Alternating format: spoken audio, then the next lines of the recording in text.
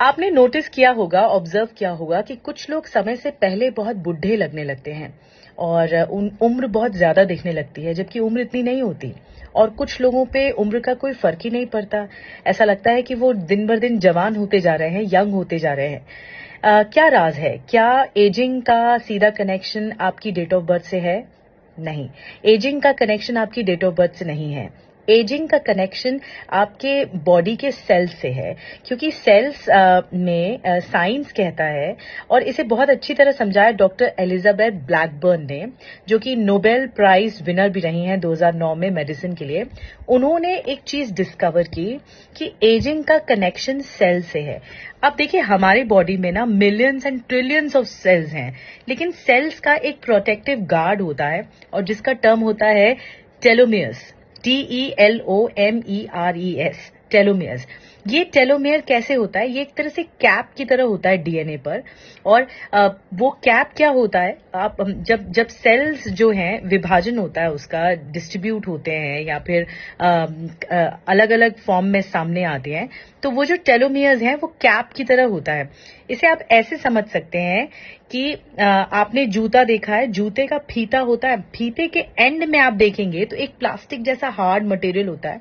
अगर वो नहीं रहेगा तो जो लेस है उसके रेशे निकलने शुरू हो जाएंगे, लॉक नहीं होगा। तो आप समझ लीजिए कि ये सेल का एक लॉक होता है और टेलोमेयर्स।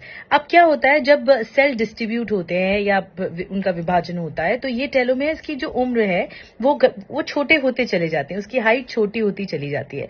लेकिन इनमें एक काबिलियत होती है कि वो अपने आप को रीबिल्ड करते हैं, कि अगर आप हैप्पी हैं, अगर आप सेटिस्फाइड हैं, अगर आप पॉजिटिव थिंकर हैं, तो आपके ये जो टेलोमेयर्स हैं, जो एक पार्ट होता है आपके डीएनए का, वो अपने आप को रीबिल्ड करता है। लेकिन जो टेलोमेयर्स अपने आप को रीबिल्ड नहीं कर सकते, डॉक्टर एलिजाबेथ ने कई पे रिसर्च किया, उनमें पता लगा कि जिन लोगों में टेंशन, एंजाइटी, नर्वसनेस ज्यादा रहा, उनके टेलोमेयर्स दिन ब दिन घटते चले गए और फिर वो रीबिल्ड नहीं हुए, घटते चले गए और इस लेवल पे घट गए कि वो पूरी तरह से डेड हो गए अंदर सेल्स।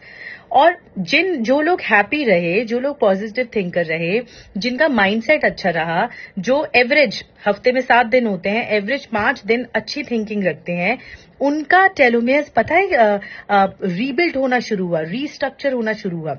तो ये थ्योरी कहती है कि टेलोमेयर्स जितने कम होंगे, शॉर्टन होंगे या फिर मर जाएंगे, तो आपकी एजिंग शुरू हो जाएगी। यही एजिंग का प्रोसेस होता है। और अगर टेलोमेयर्स अपने आप को रीबिल्ड करते हैं, तो आप लंबे समय तक जवान बने रहेंगे। तो हैप्पी रहिए, पॉजिटिव थिंकिंग रखिए, देखिए फिर आपके सेल्स भी लंबे समय तक जवान आपको रखेंगे।